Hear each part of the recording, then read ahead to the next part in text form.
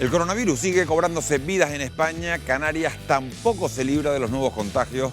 Esta noche les vamos a dar algunas claves para protegerse en las reuniones con amigos y familiares y vamos a saber también qué sienten y qué piensan los sanitarios después de casi 5 meses de pandemia. El sentimiento es de cansancio ahora mismo después de todo el estrés que hemos vivido. El cansancio físico llegó un momento que pasó a lo mental, ¿no? Realmente pasó factura. Al vicepresidente del gobierno le vamos a preguntar si para propiciar la recuperación económica es mejor subir o bajar los impuestos. No se vayan muy lejos, que empezamos en solo 4 minutos.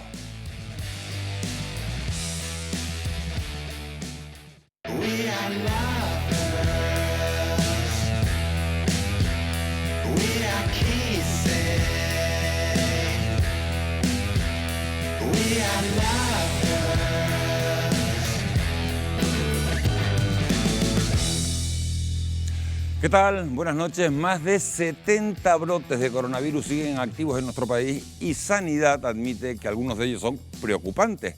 La situación en Canarias parece controlada y no hay focos activos salvo los 37 migrantes que dieron positivo por COVID-19 y que siguen aislados en Puerto del Rosario y 5 migrantes más que también han dado positivo en la isla de Lanzarote.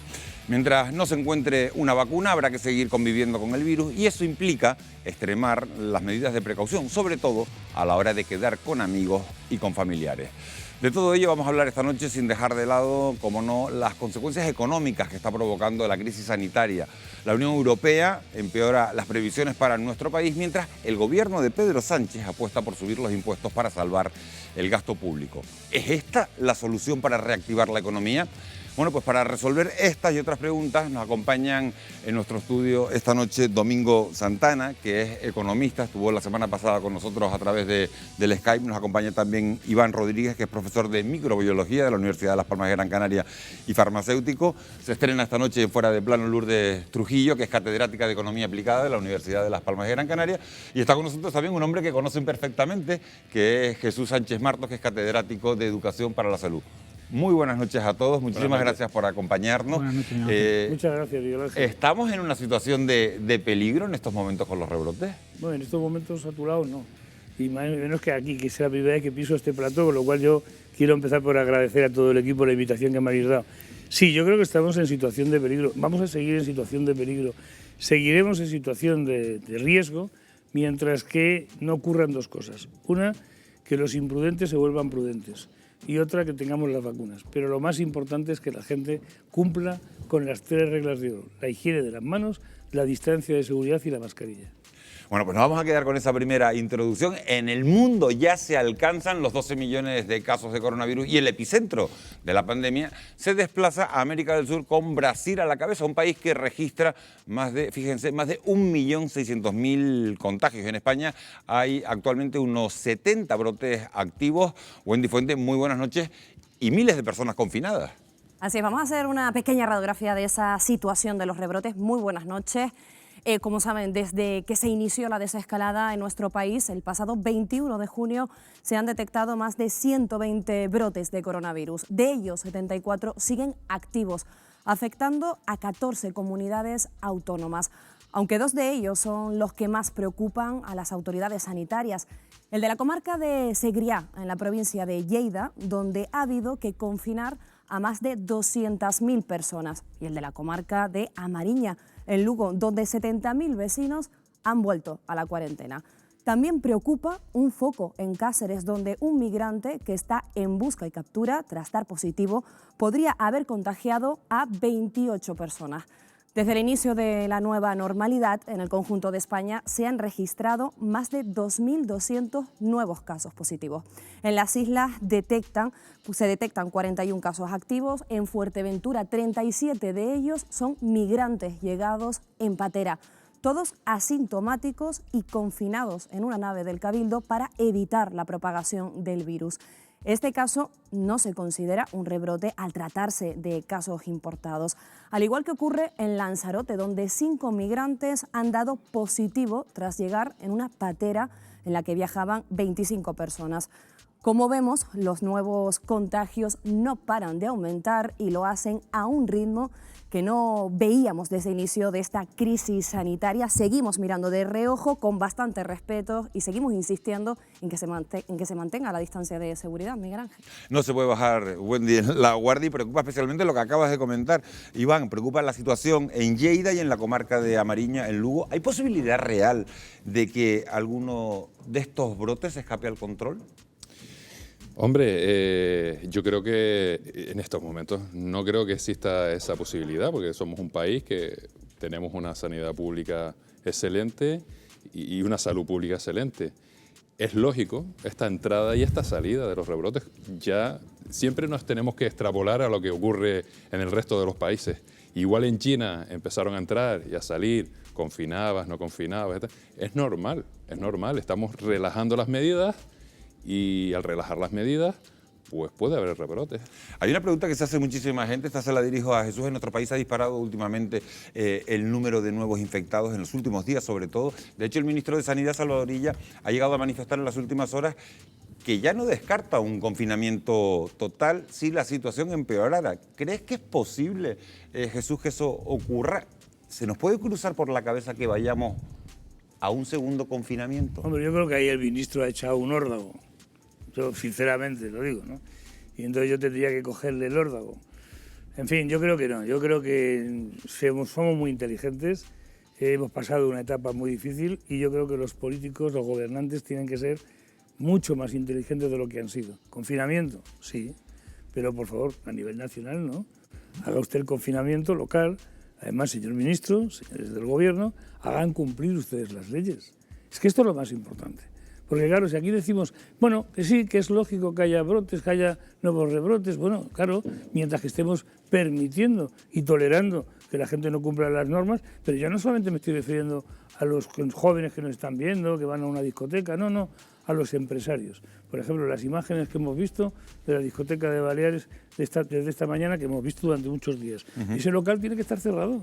Ese local ha incumplido todas y absolutamente todas las normas que están en la ley que ha hecho el ministro y ha hecho el gobierno. No han respetado el aforo, no han respetado la distancia, no han respetado el no bailar en la pista de baile y no han respetado las mascarillas. Pese a no respetar, en esa parte se descarta un confinamiento sanitario. Le pregunto a los economistas, estaba levantando la mano Domingo, ¿un segundo confinamiento económico desde el punto de vista económico? Y le pregunto a Lourdes y a Domingo, ¿lo soportaríamos? Yo creo que un confinamiento tal y como lo conocimos, ¿sí?, de severo, ¿sí?, es inviable. Yo creo que lo que hemos aprendido en esta crisis sanitaria, social, será luego económica y esperemos que no sea financiera, y cada adjetivo tiene su explicación.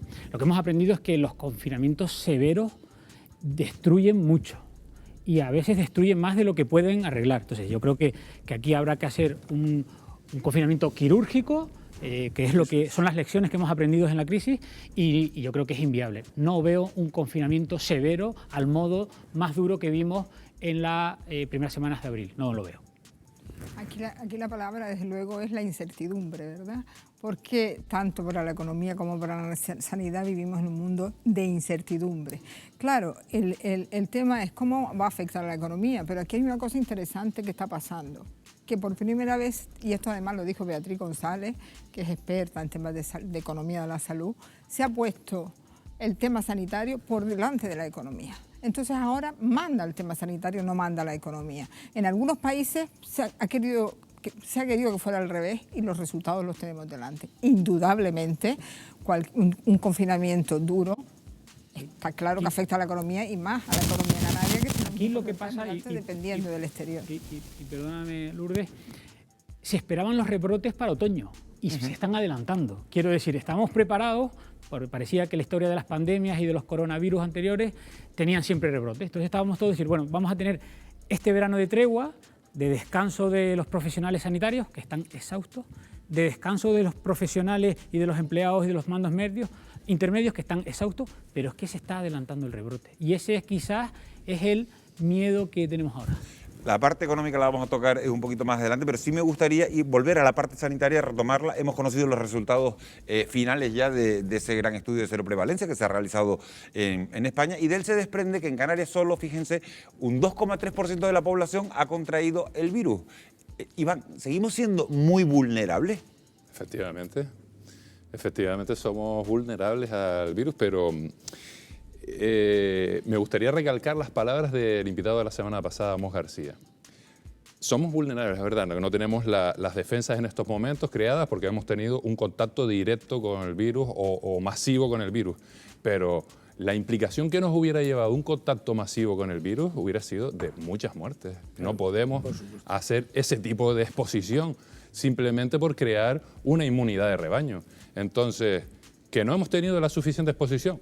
Claro que no la hemos tenido, pero en estos momentos todos tenemos que saber que la única vacuna que tenemos es el distanciamiento, la mascarilla y la higiene. No tenemos otra arma en estos momentos, ni creación de anticuerpos, ni exposición al virus, ni vacuna, nada. Y es suficientemente efectiva. Y las tres con el sentido común. Y efectiva. Esa vacuna está en nuestras manos. Cuando se habla de que los rebrotes, como tú decías, se esperaban para otoño, bueno, es que a lo mejor tenemos que empezar a cambiar también los conceptos. Rebrote epidemiológico o rebrote sociológico. El epidemiológico, claro que lo esperábamos para otoño, pero el sociológico es el que está ocurriendo. Este no tiene nada que ver ni con los anticuerpos ni con la epidemiología. Tiene que ver con personas que hemos estado confinados durante mucho tiempo, nos han dejado salir y justamente esos rebrotes, cuando se están estudiando uno a uno, o son por empresas que no están respetando a sus trabajadores, me estoy refiriendo a la gente que recoge la fruta, por ejemplo, que luego están de un sitio para otro y viven en malas condiciones, o bien los jóvenes que van a sitios donde se les permite pues, hacer lo que estamos viendo. Yo te quiero hacer una pregunta, Jesús, porque una de las conclusiones, fíjense, que más inquieta del estudio de seroprevalencia es que el 14% de las personas que tenían anticuerpos en la primera oleada los han perdido ahora, o por lo menos no se los han detectado. ¿Significa eso, Jesús, que no tienen inmunidad? ¿Que nos creíamos que el que...? No, yo creo que no. Además es que, claro, tampoco me quiero extender porque tenemos el tiempo muy limitado. Pero si nos damos cuenta en la nota que hace el propio Ministerio y el propio Instituto de Salud Carlos III, ellos mismos dicen que los datos no tienen fiabilidad al 100%, porque los test que se utilizaron no tenían fiabilidad del 100%. Los test de cuando empezaron hace 2 meses con este estudio, ahora han cambiado total y absolutamente. Ahora se utilizan otros test mucho más sensibles, más específicos.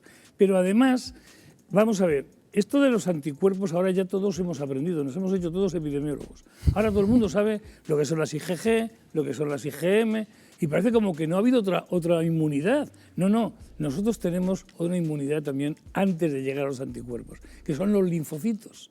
Cuando todo esto empezaba, en todos los informativos los médicos decían hay un criterio de gravedad en el paciente que es la linfopenia. Cuando el paciente tiene los linfocitos bajos, eso puede ser más agresivo. Claro, esto es lo que está ocurriendo. Nosotros tenemos unos linfocitos T, que son citotóxicos, que lo que hacen es que matan las bacterias o los virus antes de que lleguen los anticuerpos. Los anticuerpos luego llegan más tiempo. Por lo tanto, claro que podría ser que hubiera mucha más gente inmunizada y ahora se está empezando a estudiar este test para valorar la cantidad de linfocitos T. Estás hablando, Jesús, de test. Nos vamos a ir hasta una isla en la que se ha hecho una prueba que queremos exportar al resto de España, y esa isla es la isla de La Gomera. Allí se prueba estos días la nueva aplicación móvil de rastreos de contagios ideada por el gobierno de España. Se prevé que, si funciona, podría estar operativa en otoño en todo el país. Hemos estado en la isla colombina para conocer su desarrollo.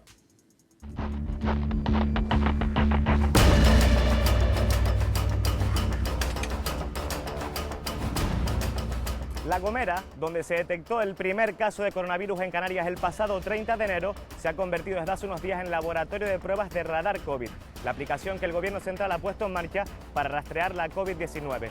Se espera que al menos 3.000 de las 22.000 personas que residen en la isla se descarguen esta aplicación de localización de contactos. Yo ya la tengo.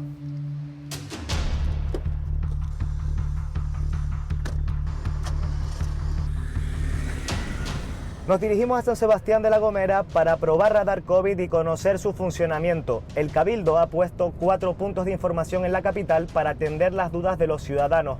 Vamos a uno de esos puntos para conocer las características básicas de la aplicación.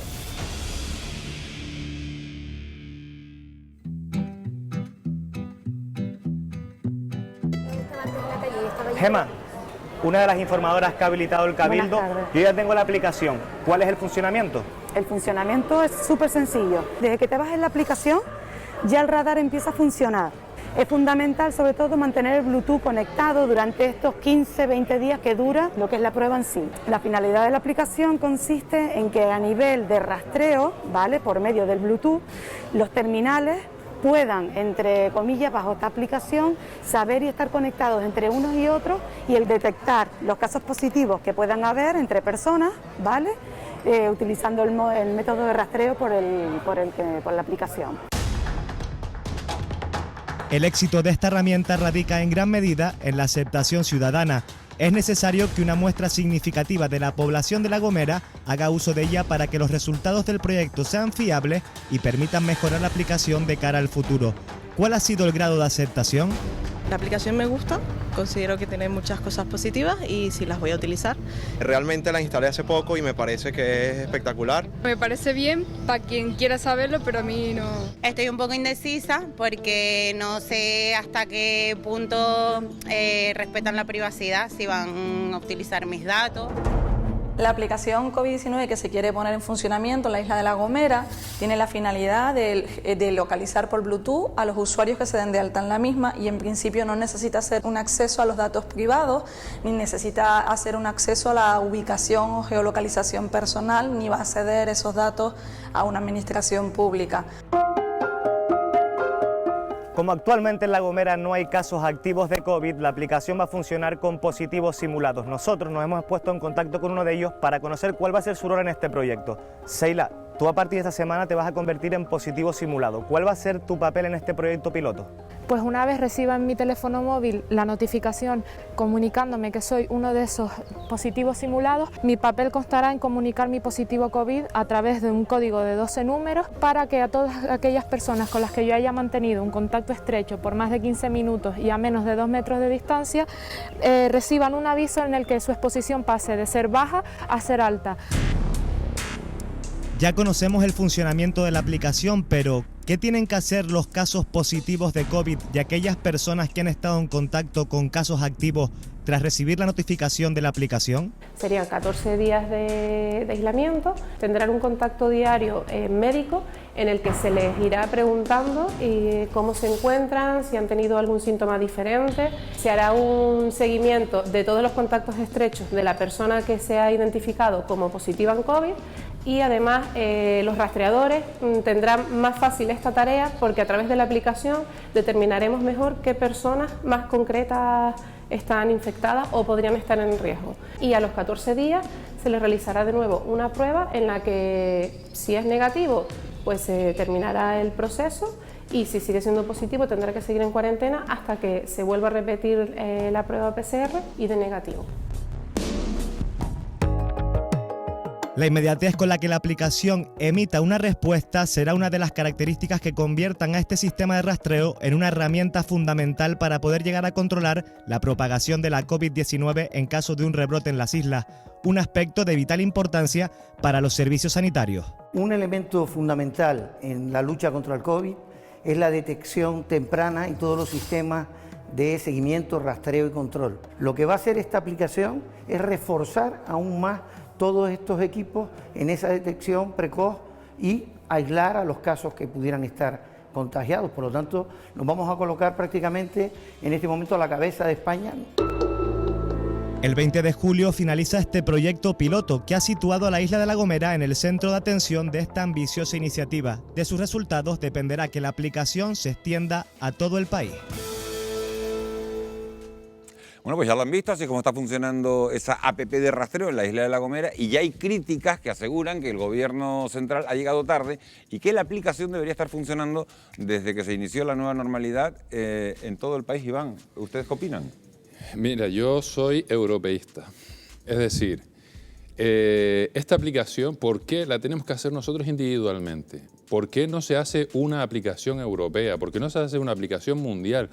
Es que te pones a ver la cantidad de aplicaciones que hay ahora y es que una variedad enorme. Bueno, a lo mejor a modo de experimento es mejor un territorio pequeño. Sí, pero de tu propia aplicación o una general para todos. Pero bueno, aparte de todo esto, la aplicación no hemos llegado tarde porque realmente nuestro virus en este momento está controlado. Tenemos que ponernos en la peor situación para que en un posible rebrote esa aplicación esté funcionando al 100%. Pero yo sí creo que la idea, opinan ustedes, es que esa aplicación sea la misma en España que en Francia, que en Alemania. Y bueno, que... es que, a ver, ese Europa, es el sentido de la aplicación. Bueno, pero dices Europa, es que Europa no sé si existe. No, es que estamos en eso, sí. Es que lo digo con toda sinceridad, lo llevo diciendo desde el principio de la pandemia. Es decir, si de verdad existiera Europa y la Unión Europea, la normativa hubiera sido para todos los países. La forma de hacer los certificados de función, la forma de utilizar los antibióticos, la forma de hacer la hidroxicloroquina. En Bélgica se podía salir a correr y en España no se podía salir a correr. Y los colegios. Por eso, entonces, claro que sí, salía. la APP, las aplicaciones. Uno de los primeros programas en España en el que se trató este tema con valentía fue en este. Digo con valentía porque entonces había muchísima gente que estaba en contra. Todavía hay muchísima gente en contra, porque están diciendo de la privacidad. Pero ¿de qué privacidad estemos hablando? Sí. Estamos hablando de la salud, estamos hablando de la vida de las personas. Esa privacidad, y yo creo que aquí hay expertos mucho más... Es que yo le iba a preguntar a Lourdes si opinan lo mismo, es decir, ¿se vulnera la privacidad de las personas con este tipo de aplicaciones? Hombre, si en este momento el problema sanitario está por delante del problema económico y de cualquier otro, es que la privacidad, bueno, sí es un bien para todos. Si es que me va a beneficiar a mí y entonces yo corro por peligro de que mi privacidad se vea afectada, pues vale. Estamos hablando evidentemente, Lourdes, del interés general. Claro, sí, aquí evidentemente. Hablamos de cuál es el bien jurídico superior a proteger en qué momento, ¿no? Sí. Y está claro que ahora lo fue la sanidad claramente, ¿no? Ahora yo creo que estamos todos mirando más para la economía, pero yo creo que es muy importante que la aplicación funcione, que la gente lo reconozca como tal. Que haya salido el proyecto piloto en La Gomera nos pone en el mapa a las Islas Canarias. Yo creo que, por volver a hablar de nuestro libro y de lo que vivimos aquí los canarios, que es básicamente el turismo, oye, que piensen y que nos asocien a lo que nosotros asociamos por las aplicaciones, que es a Corea del Sur, a Singapur, a sitios que han dominado vía cesión de derechos individuales la pandemia. A mí... Es un dominio de marca que os merecéis. Que os merecéis. Yo he dicho siempre que Canarias ha mostrado mucha más seriedad en todas las decisiones que se han tomado. Decisiones clínicas, epidemiológicas, de salud pública e incluso del gobierno. Y por tanto yo os vuelvo a felicitar. La Gomera, esto lo necesitáis además. Esto es una imagen de marca. Esta mañana yo me llamaba mucho la atención cuando estaban diciendo el informe en uno de los informativos de la cantidad de reservas que se han anulado. 33% de reservas aquí, en esta isla. Esto es una barbaridad cuando tenéis el Producto Interior Bruto que tenéis como consecuencia del turismo. ¿Privacidad de qué? Es que además a mí me gustaría que los expertos me lo dijerais. Privacidad. ¿Por qué yo pongo en riesgo mi privacidad? Sí, habrá un contrato que tendrá que respetarse. Pero digo, si la estoy perdiendo cuando hago un contrato de seguros, en un contrato de un seguro o en todas las cosas que recibo aquí que me dicen, léase las condiciones y no te las lees. Lourdes. La estás perdiendo cuando sacas cualquier aplicación móvil, estás perdiendo la privacidad, si son capaces de llegar los datos. Oiga, pero es que además, está de acuerdo, pero bueno. Pero además es que en este momento, aunque la salud esté por delante de la economía, tenemos que encauzar de alguna manera para que la economía surja, se levante y podamos hacer frente a este reto, claro. Mira, yo vengo de la península ahora mismo y ¿por qué no puedo ser yo el elemento contagiador? Si ahora mismo tuviéramos la aplicación, pues evidentemente, si yo mañana caigo enfermo, tendríais vosotros todos un mensaje para que os autocontrolarais. Sí. ¿Y eso a quién se hace daño? La pregunta que yo siempre me hago en política, en decisiones políticas, no es por qué sí, es por qué no. Hombre, el daño se hace porque se sabe que yo estuve contigo ayer. Y eso es un daño. Eso es algo positivo. Claro. Bueno. Contigo no. Pero... Claro. No, mi mujer no se va a poner celosa porque está contigo. No. Pero es muy espero que no, porque no tiene motivo. Claro, pero es muy importante. Acláralo. Bueno, eso pero ¿sabes motivo. Miguel Ángel, ya lo hablaremos, ya lo estás estropeando. ¿Qué broma? No lo estoy estropeando, te estaba poniendo romántico. Te digo, me voy a ir a un profesor de... Tenemos un profesor de microbiología en la mesa. Yo no me resisto a preguntarle. Los científicos están diciendo que una de las 30.000 letras del genoma del virus ha cambiado haciéndolo más contagioso. ¿Esa mutación pone en peligro las vacunas más avanzadas, Iván? Ya hablamos la semana pasada del tema este. Este virus muta como los otros virus, como todos los otros coronavirus, mucho más lento. No es nuestro virus de la gripe, que todos los años hay que fabricar una vacuna y a lo mejor esa vacuna solo te protege un 50-60%. Este virus tiene un mecanismo de reparación de esos errores que no tienen otros coronavirus. Vale. su virulencia es mayor o su capacidad para infectar o de propagarse es mayor. No, ya hemos dicho que su beneficio evolutivo, desde mi punto de vista, ha sido que se propaga asintomáticamente. No es como otros tipos de virus que coge a la persona, la enferma, suelen morir, SARS, MERS, el ébola. No, este es asintomático, no lo ves, reparte y reparte y sabes si está o no está. Que esa modificación de citocinas, de guaninas, no cambia tan rápido. Característicamente no cambia tan rápido. Bueno, estábamos hablando de la mutación porque lo que preocupa lógicamente son los rebrotes que se están produciendo después de haber sufrido ese primer confinamiento. Bueno, pues resulta que son las reuniones entre amigos y familiares los ambientes más propicios para la transmisión del virus, ya que cuanta más cercanía y más contacto, bueno, pues más posibilidades hay de infección. Así que aprovechando que esta noche está con nosotros Jesús Sánchez Martos, le vamos a ofrecer, Jesús, si no te importa, una serie de recomendaciones para que este tipo de eventos, las reuniones de amigos, las reuniones familiares, sean más seguros. Así que nos ponemos en tus manos, todo tuyo el plato. Pues nada, perfecto, adelante, vamos allá. Bueno, ya se acerca por aquí, Jesús. Los epidemiólogos insisten en que no podemos bajar la guardia porque muchos de esos rebrotes que se han registrado en nuestro país pues tienen como origen esos reencuentros, esas celebraciones, esos eventos familiares. Así que, Jesús, preguntarle, ¿cuáles son esas precauciones que debemos de mantener en esos eventos familiares? Bueno, vamos a ver, Wendy, las 3 reglas de oro. La higiene de las manos, con agua y jabón o con el gel hidroalcohólico. La distancia física, no personal ni social. Tú ahora mismo y yo tenemos una distancia física, 1,5 metros, 2 metros, pero seguimos hablándonos. Esa distancia física es fundamental, porque las gotitas que yo puedo expulsar al hablar o al toser son o muy grandes o muy pequeñitas. Las más grandes caen enseguida, pero las más pequeñitas quedan flotando aquí y, por tanto, esa es la razón por la que seguimos insistiendo en que lo más importante es la distancia física. La distancia, en esa principal precaución que debemos mantener. Y cuando llegan a casa, ¿podemos darles 2 besos, un abrazo a nuestros amigos con estas ganas que tenemos de verles? Claro, pero me lo pones ahí muy difícil porque tocas el corazón. A mí me encantaría comerme a besos a mis nietos, a mis amigos, pero eso no puede ser de momento. De momento no puede ser. Tenemos que entender que esa cercanía, cuando rompemos esa distancia física, estamos más cerca.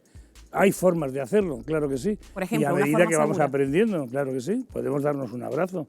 ¿Cómo? Pero, pues, no sé, mira, aquí tengo una mascarilla. ¿Te quieres venir para acá un momentito? ¿Te puedes poner así lo ven mejor desde casa. Claro. Yo me pongo también la mascarilla y entonces, pues nada, yo vengo a tu casa que me has invitado, hace mucho tiempo que no te veo, y te voy a dar un abrazo. Pues te doy un abrazo. Así es una forma segura de saludar a la familia y a los amigos, ¿no? Claro, pero porque es que el virus está en el aparato respiratorio, no está en la piel, no está en el abrazo. Claro, si nos relajamos y nos quitamos la mascarilla, las cosas cambian. Pero también te puedo dar un abrazo de otra forma, ¿no te importa? ¿De forma no? Pues date la vuelta, date la vuelta. Así en casa lo ven mucho mejor. Por la espalda, yo te doy un abrazo, estamos teniendo un contacto físico, emocional, y sin embargo no estamos teniendo un contacto de las gotitas de saliva. Esto es como siempre, insisto, el virus no se contagia por la piel. El virus se transmite, se puede transmitir, todavía no está seguro, se puede transmitir al tocar una superficie con virus. Pero yo te podría dar la mano ahora mismo, si luego, o antes y después, me limpio las manos con el gel hidroalcohólico. Y hablando de los lugares más apropiados para mantener estas reuniones familiares, ¿interior o exterior, Jesús? El sentido común, el exterior. Pues un jardín es mucho más agradable, además estamos en el exterior. Es que el virus, ahora también con esto de la OMS y los 200 expertos que dicen que si el virus está en el aire, el virus no está en el aire, el virus no está por aquí ahora mismo. El virus puede estar en el ambiente que podemos crear tú y yo cuando nos acercamos, ese ambiente de esas gotitas pequeñas que van quedando en la suspensión. Ahí sí que puede estar. Por tanto, mucho más seguro en el exterior, en un jardín, una terraza. Si nos metemos en el interior, pues ya hay estudios que demuestran que se puede contagiar 18 veces más el virus. Y si precisamente celebramos ese encuentro familiar en el interior, es muy importante la ventilación, tener las ventanas abiertas. Pero en eso siempre, y también para los ácaros, es decir, que aquí estamos diciendo hay que lavarnos las manos porque está el virus, hay que lavarnos las manos porque también está la gastroenteritis que ahora vendrán con la salmonela, hay que ventilar la casa. ¿Aire acondicionado? No, este virus no vive en los tubos del aire acondicionado, eso es la legionela, de la cual hablaremos también, por desgracia, todos los veranos. La legionela es una bacteria que necesita humedad, y en el aire acondicionado hay humedad. Este virus necesita células humanas y por tanto no viaja por el aire acondicionado. Si está aquí en el ambiente, ¿el aire acondicionado puede removerlo? Pues sí, claro que sí, pero evidentemente si las rejillas las ponemos hacia arriba podemos ayudar. Y además en el coche tenemos aire acondicionado, pero recircula el aire del exterior al interior. Por tanto, aires acondicionados en las casas o en los restaurantes con circulación del exterior al interior.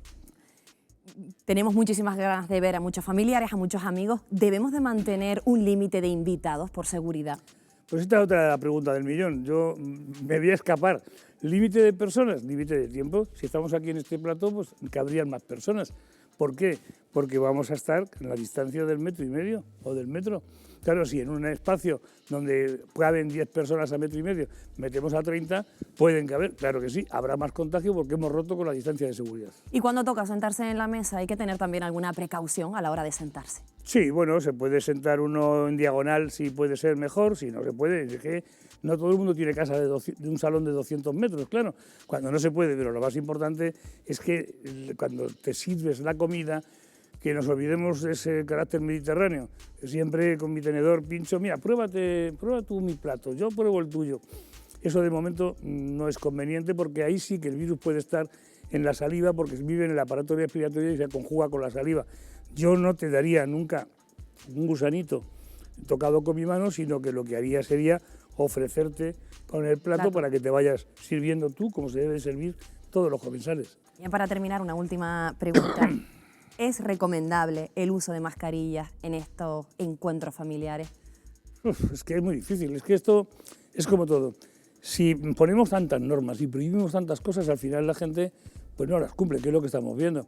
En un ambiente familiar es muy difícil llevar la mascarilla, pero ya que me preguntas de la mascarilla, sí que déjame que te diga que hay muchos tipos de mascarilla, pero dos en general. Uno que es la mascarilla generosa, y yo me la pongo, yo con la mascarilla te estoy protegiendo, tú te la pones para protegerme, no para que yo no me contagie. Y luego está una mascarilla muy utilizada, que es las mascarillas que llevan válvulas. La gente piensa que va mucho más segura. Por la válvula, si ustedes intentan respirar, es imposible. La válvula está para expulsarlo. Y entonces al expulsar, estás expulsando también tus virus. Vamos a hacer una prueba. ¿Que no protejas a los demás? Claro, no, mira, vamos a hacer la prueba. A ver. Sí.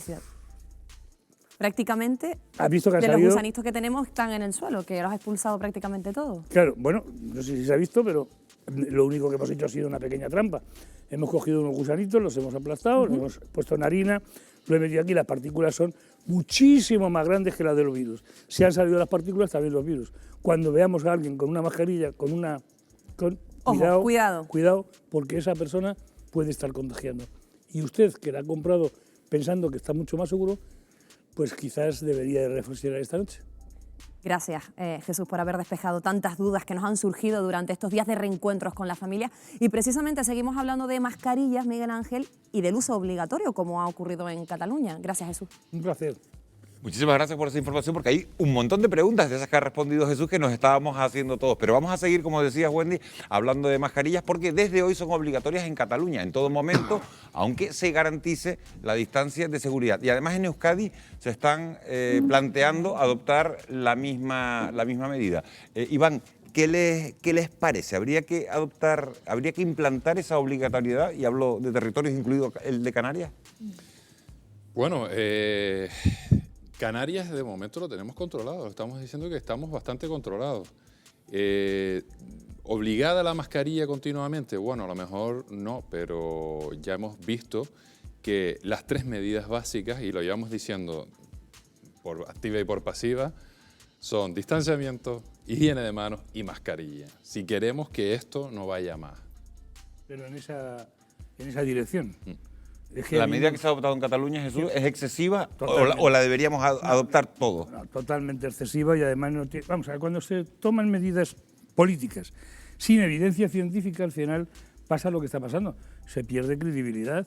Esto es lo que le está pasando a la Organización Mundial de la Salud y a muchos grupos de expertos que les falta una estrategia de comunicación y entonces una vez dicen una cosa, al día siguiente dicen otra, pierden credibilidad, confunden a la gente y están provocando pues esto que la gente al final no sabe qué hacer. ¿Cómo? Entonces, es obligado llevar mascarilla. Venga, vamos a ponernos. Hay que llevar mascarilla en todos los sitios. Muy bien. Ahora, ¿qué tipo de mascarilla?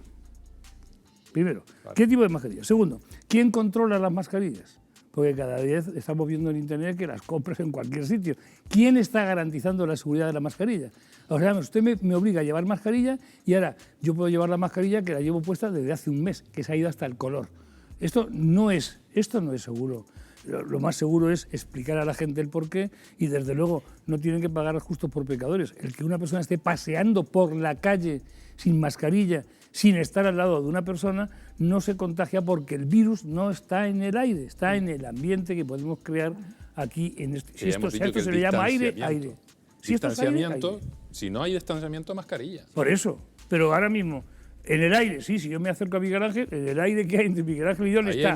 Pero eso, de eso a decir que está en el aire no está, porque esto es asustar a la gente de forma. Bueno, ya hemos visto cómo ha sido todo el protocolo. Al principio decían, va a ser un virus como el de la gripe, no ocurrió. Bueno, pero esto, no está en el aire, después sí estaba en el aire, en las intubaciones dentro de los hospitales. Ya, pero esto, y después ya desapareció del aire pero otra es vez. muy fácil ser capitán a posteriori. Sí. Eso es lo más fácil del mundo, acertar la quiniela después de jugar los partidos. Cuando empezó todo esto, con los datos que teníamos, claro que todos pensábamos Era un virus de la gripe. Claro, evidentemente. Y ahora resulta que como esto ha crecido tanto, tenemos el efecto contrario. Hemos minimizado la gripe. Y a mí no me gustaría minimizar la gripe nunca. La gripe se lleva 6.500 muertes.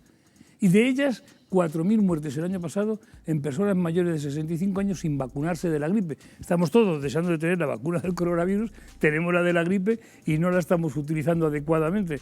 No, yo creo que hay que ser mucho más serios en cuanto se habla de la epidemiología. Cuando empezó todo, pensábamos que el que llevaba mascarilla, como tú bien has dicho, era el que estaba enfermo para no contagiar. Pero nadie pensábamos, no había estudios para demostrarlo, y los chinos que lo sabían se lo callaron, y todo hay que decirlo, de que había una transmisión comunitaria. Cuando vimos que existía esa transmisión comunitaria con los asintomáticos, claro que sí, yo puedo tener el virus y tengo que evitar contagiarme. Bueno, pues si hay un colectivo que lo ha pasado mal en todo ese tiempo, independientemente, sí, lógicamente, claro, de las personas que han caído enfermas, es el sistema sanitario. Claro. La pandemia del coronavirus ha provocado elevadísimos niveles de estrés, ansiedad e insomnio en el personal sanitario de nuestro país, según la Organización Médica Colegial. ¿Qué ocurriría si hubiera una segunda ola? Lo hemos hablado con algunos profesionales de nuestro archipiélago. 5 meses han pasado desde el inicio de la pandemia y el agotamiento y secuelas que padecen muchos sanitarios siguen aflorando todavía.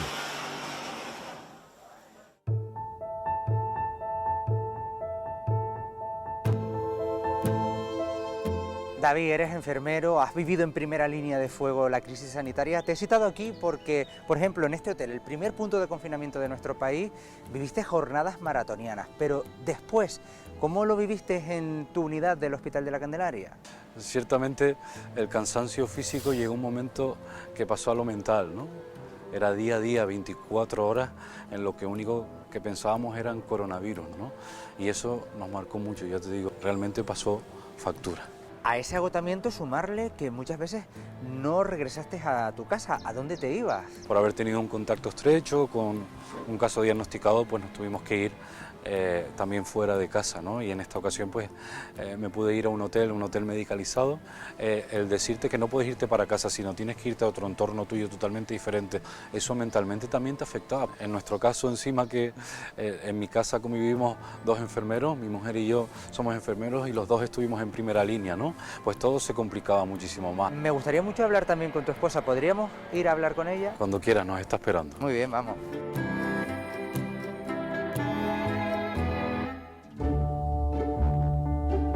Monse, ¿qué tal? Le he pedido a David que quería conocerte, también para saber cómo has vivido en una casa de familia donde los 2 estaban en primera línea. Con estrés. Ahora es cuando ya ha parado un poco todo, es cuando ya empiezas a notar el agotamiento, incluso hablando con los compañeros, el sentimiento general.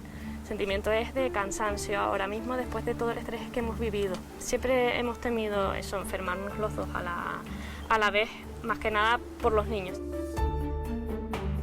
Ese temor al contagio también contribuyó al estrés de los sanitarios de nuestro país. Un 70% de ellos lo padecen. Además, a un 40% también aseguran tener ansiedad. Y a un 30% la pandemia les ha quitado el sueño. Padecen insomnio. Los psicólogos clínicos alertan del enorme coste emocional que está suponiendo la crisis del coronavirus para los sanitarios. El estrés postraumático a medio plazo ya aparece como una de las principales consecuencias. Rosario Ceja, jefa de psiquiatría del Hospital Universitario de Canarias. Aquí ustedes pusieron en marcha un servicio especial de apoyo psicológico a sus compañeros sanitarios. ¿A cuántos atendieron y qué encontraron en esas consultas? Se hicieron 141 grupos, un volumen muy importante, aproximadamente de 5 compañeros por grupo. Ahí lo que tratábamos de evitar es que aparecieran lo que luego nos demandaban los compañeros, que eran básicamente problemas de ansiedad, problemas de angustia, miedo, situaciones de autojuicio, de miedo a no hacerlo bien, de miedo a contagiar, y eso repercute pues en problemas de insomnio, básicamente muy característico, de mucha ansiedad, con angustia, con sensación de no poder continuar.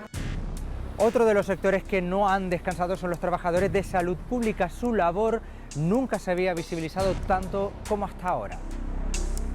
Yo llevo ya casi 40 años aquí trabajando y sin duda alguna ha sido la situación de mayor intensidad profesional, laboral, con tanto estrés, con tanta tensión. Se ha ido acumulando cansancio y agotamiento por parte de todos. Necesitamos tener ese descanso porque además tenemos que reponer fuerzas todo el equipo de cara a lo que pueda venir luego en otoño e invierno.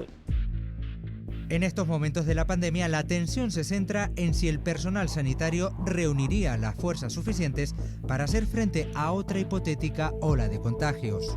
La sensación que yo percibo es la de estar realmente agotado, con la sensación de que una nueva oleada probablemente pasará por encima muchas de las capacidades de funcionamiento interno de algunos servicios.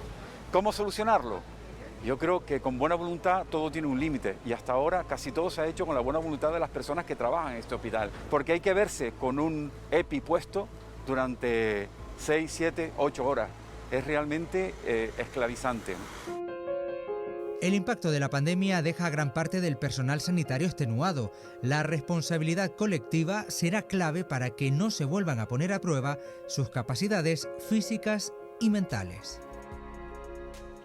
Ya han visto cómo lo han pasado en el sector sanitario. Fíjense, el 70% de los sanitarios españoles asegura que trabajó con muchísimo estrés durante la pandemia y el 40% de ellos llegó a tener ansiedad. Iván, ¿estamos preparados para que esta situación no se vuelva a producir? Para que la situación del estrés no se vuelva a producir. Es muy difícil si el rebrote es tan exagerado como el que ha habido en estos meses. Ten en cuenta que esto no ha sido un ataque a las Torres Gemelas, no ha sido un atentado en Madrid, no ha sido Fukushima, no ha sido ninguno de estos eventos que ocurren 2 o 3 días. Es que han sido 3 meses, ¿sí? 3 meses de estrés continuo. No hay ser humano que lo aguante, por mucho que hayamos salido a aplaudirlos a las calles. Ellos son seres humanos, son sanitarios, pero son seres humanos también. Y no hay manera de resistir esto. Una nueva carga, ya estamos viendo que hay compañeros sanitarios que están con bajas o que están con vacaciones porque les han obligado a muchos de ellos, a la mayoría, a coger vacaciones ya para afrontar lo que viene. Una segunda carga, ahora que tenemos a los compañeros economistas aquí, sería tan grave como la carga a la economía española. Y además, secuelas psicológicas, desde luego, todas las vemos claras en el front line de sanitario. Pero luego hay otro grupo de servicios esenciales, y yo ahora quiero acordarme especialmente de las personas con las que yo traté mientras fui positivo COVID y estuve ultra confinado en mi... ¿Pasaste el virus? Pasé el virus, fui de los primeros, justo el día del estado de alarma, y estuve 30 días ultra confinado en mi cuarto, con el baño. Mi mujer me pasaba la comida por debajo de la mesa, como yo digo. No se contagiaron mi mujer y mis hijos, lo cual hicimos un ultra confinamiento adecuado.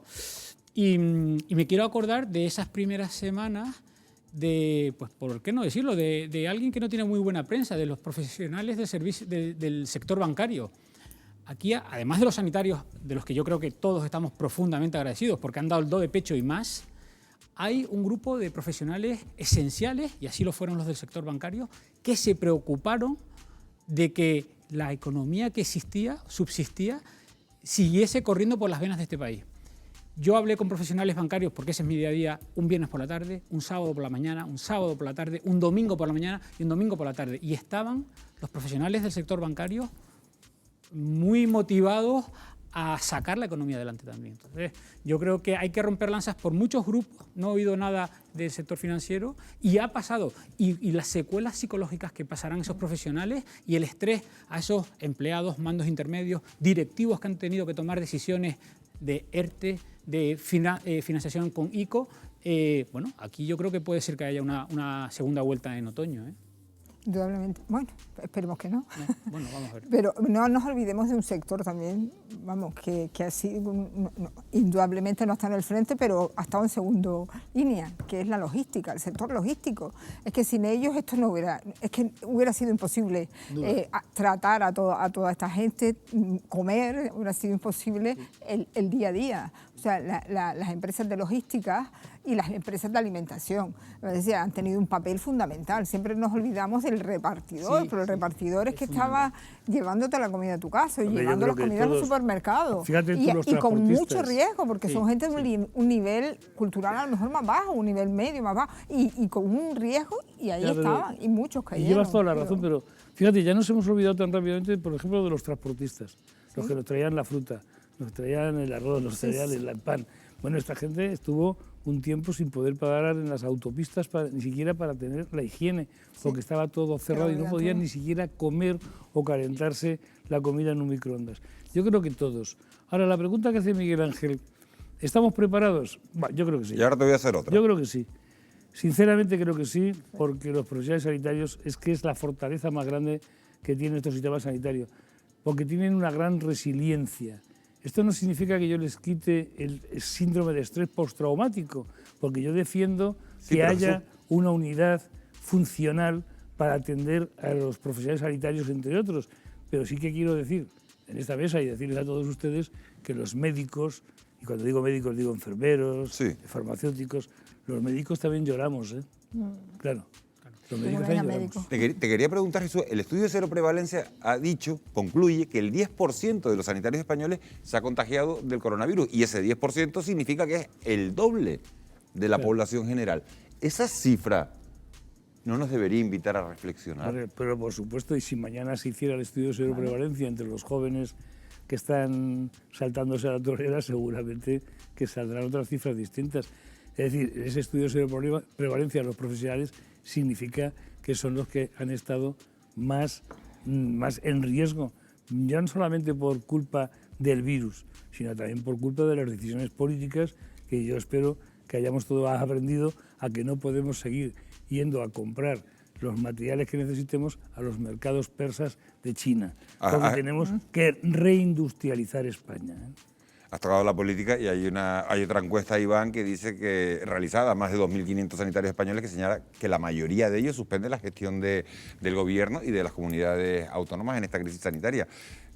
Dicen en el sector sanitario que hubo falta de previsión y escasez de recursos. Hombre, ¿Estamos preparados, como dice Jesús ahora? De política la verdad que no me muevo, no es mi sector, pero sí te voy a decir una cosa. Ni me muevo ni entiendo.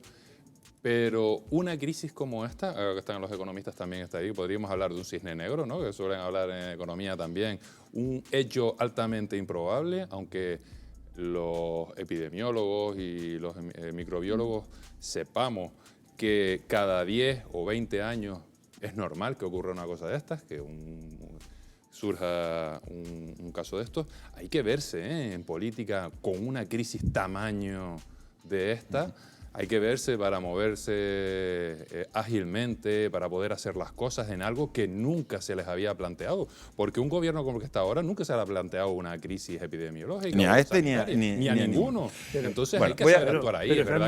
Pero estando eso, estarás conmigo que por lo menos lo mejor que hubiera pasado es que hubiera habido consenso, ¿no?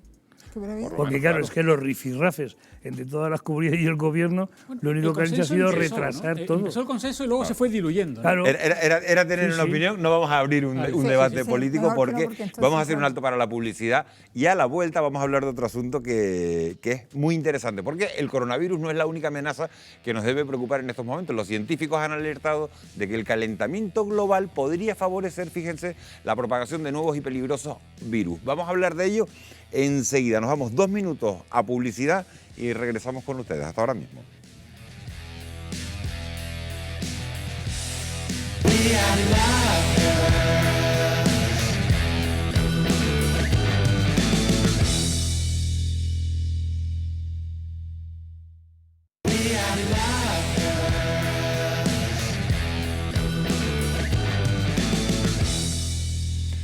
Once y 10 de la noche, seguimos en Televisión Canaria, en Fuera de Plano, hablando de esos daños colaterales de la pandemia y de los nuevos virus que podrían llegar a nuestras vidas. La ONU ya ha alertado de que el cambio climático será a la larga mucho más mortal que el coronavirus. Además, la pérdida de biodiversidad y el aumento de las temperaturas podrían favorecer la aparición de nuevos patógenos. ¿A qué amenaza nos enfrentamos?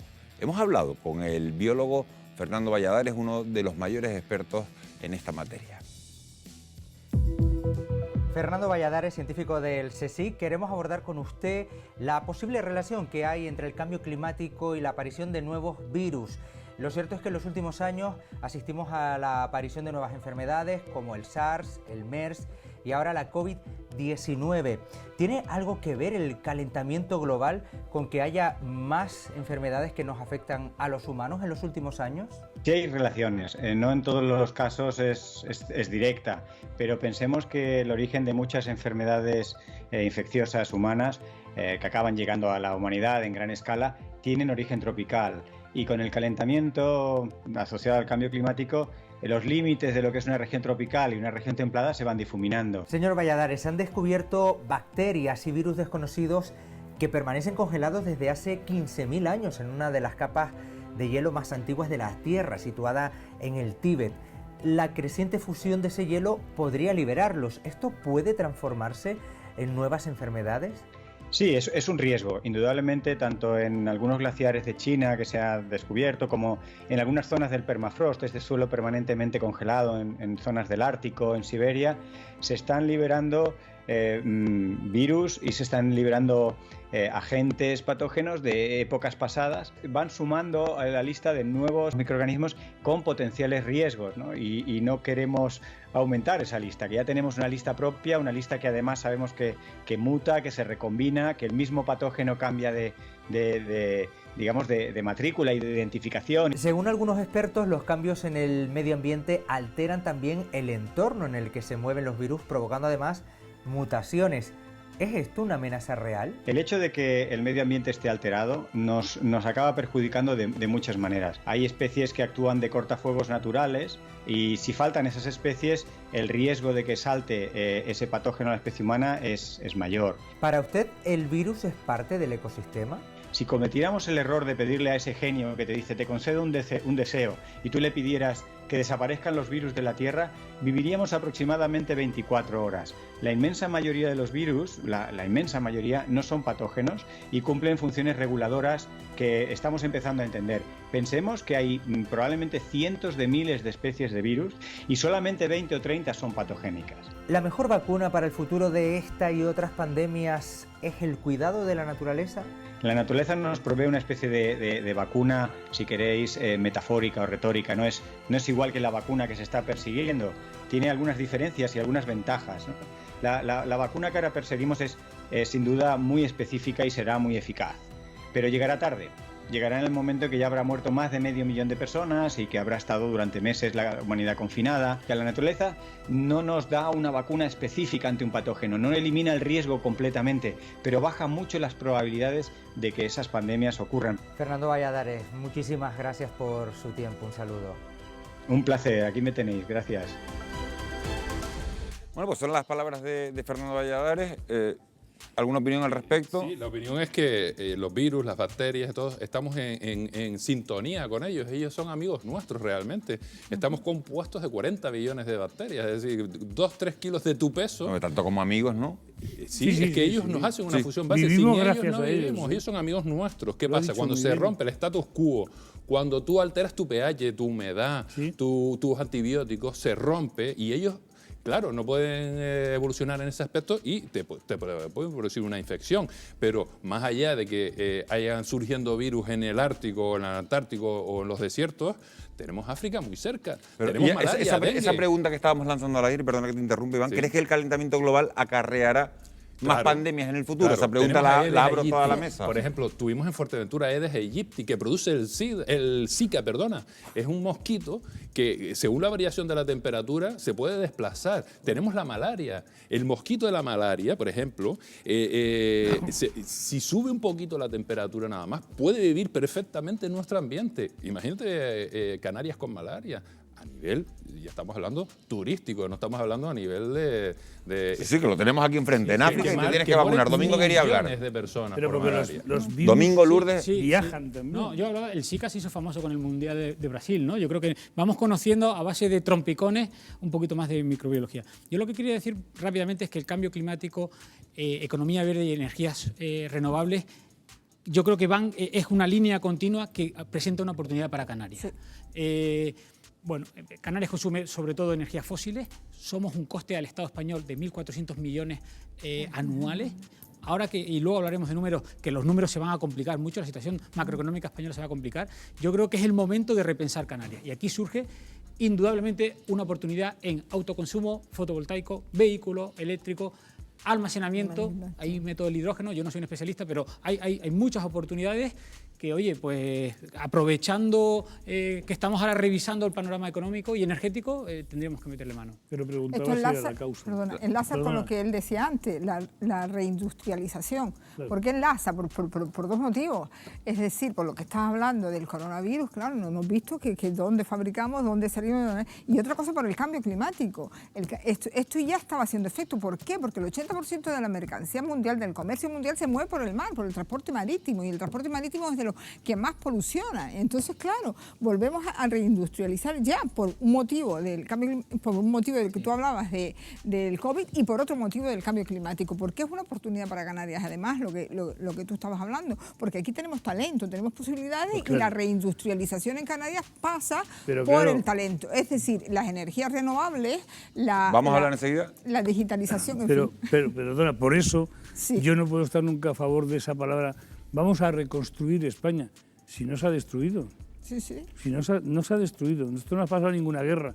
España sigue ahí. Lo que pasa es que habrá que repensar España, reindustrializarlo. Y desde luego, la pregunta, ¿el calentamiento global es la causa?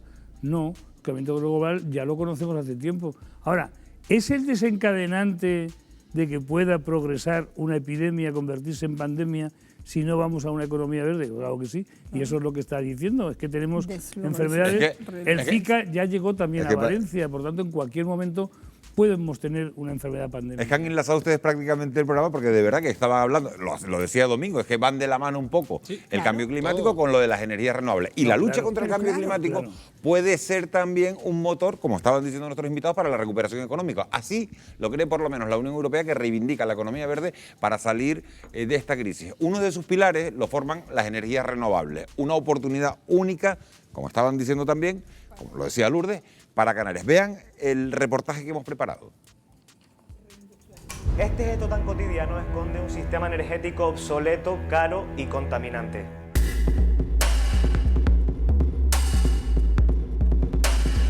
El recibo de la luz para un consumidor medio se ha encarecido un 61% en los últimos 15 años.